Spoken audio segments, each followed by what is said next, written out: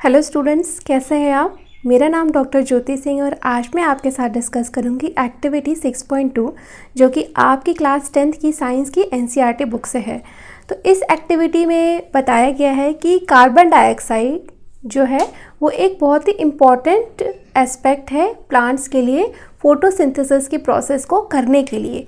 यानी कि फोटोसिंथेसिस की प्रोसेस में कार्बन डाइऑक्साइड एक one of the important constituent है। इसके बिना फोटोसिंथेसिस की प्रोसेस नहीं हो सकती है। ठीक है, हम जैसे कुछ भी कह सकते हैं, जैसे कि हम जब जो है थ्योरी में पढ़ते हैं कि फोटोसिंथेसिस की प्रोसेस होने के लिए क्या क्या चाहिए होता है, सनलाइट, ठीक है, फिर कार्बन डाइऑक्साइड चाहिए होता है, फिर वाटर चाहिए होता है। तो साइंटिस्ट ने कह दिया, बुक में लिख दिया, आपने मान लिया, लेकिन इस चीज़ को कोई भी कह देगा तो आपको नहीं मानना चाहिए। आपको एक्सपेरिमेंट करके पता करना चाहिए। और ये एक्सपेरिमेंट कैसे करना चाहिए इस एक्टिविटी में एक डेमो के थ्रू आपको दिखाया गया। ये एक्टिविटीज़ जो भी हैं आपकी साइंस की बुक में, ये क्यों है, ये आपके माइंड में एक लर्निंग कैपेसिटी को डेवलप करने के लिए है कि now you are grown up enough to plan a experiment. What you think, what you may assume, before assuming anything, before just taking anything as a concept, you must design an experiment to prove it. तो हमने ये देख लिया कि हमने कह दिया कि कार्बन डाइऑक्साइड जो है वो प्लांट्स के फोटोसिंथेसिस की प्रोसेस के लिए एसेंशियल है, नेसेसरी है। इसके बिना फोटोसिंथेसिस की प्रोसेस नहीं हो सकती है। लेकिन इस चीज़ को प्रूफ कैसे किया गया है, एक एक्सपेरिमेंट को डिज़ाइन करके।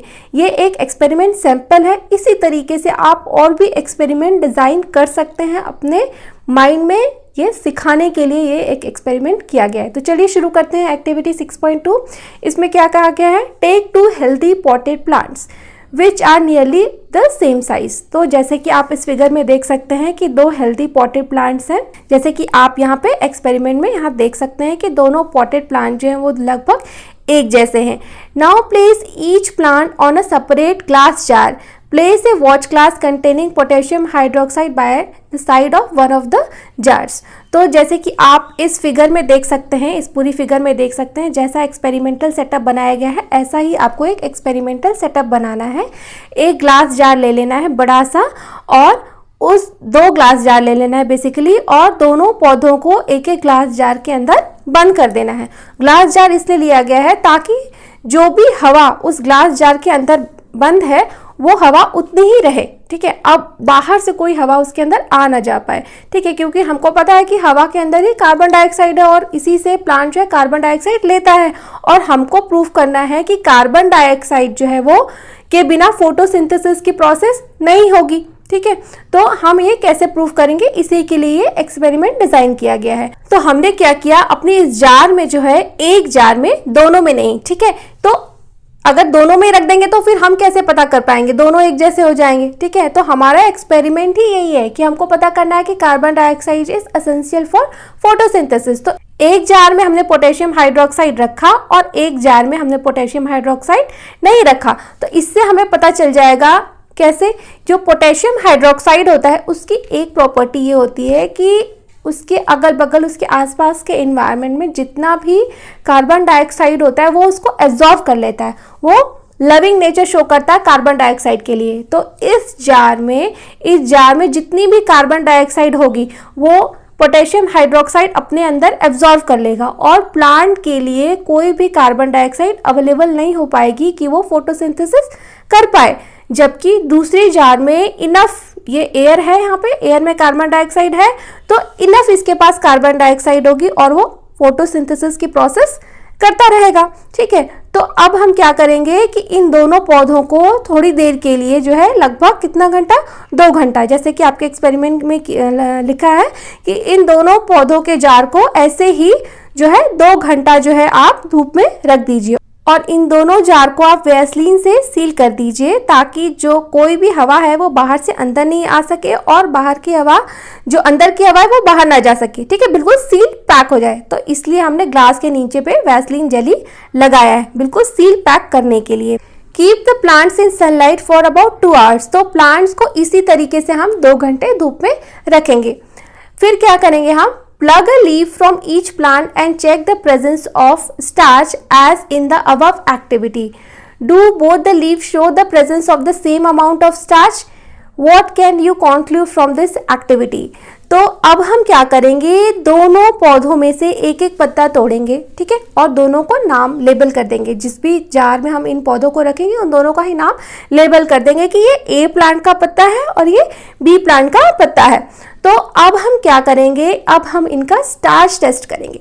तो देखा आपने एक्सपेरिमेंट कैसे डिजाइन किया जाता है कि डायरेक्टली कोई चीज नहीं प्रूफ हो रही हो तो उसको हम इनडायरेक्टली कर देंगे। कैसे कि अगर पौधा जो है वो CO2 को लेगा, CO2 को लेके के ग्लूकोज बनाएगा, ग्लूकोज से फिर वो स्टार्च बनाएगा, ठीक है। स्टार्च जो होता है वो प्लांट का रिजर्व फूड मटेरियल होता है।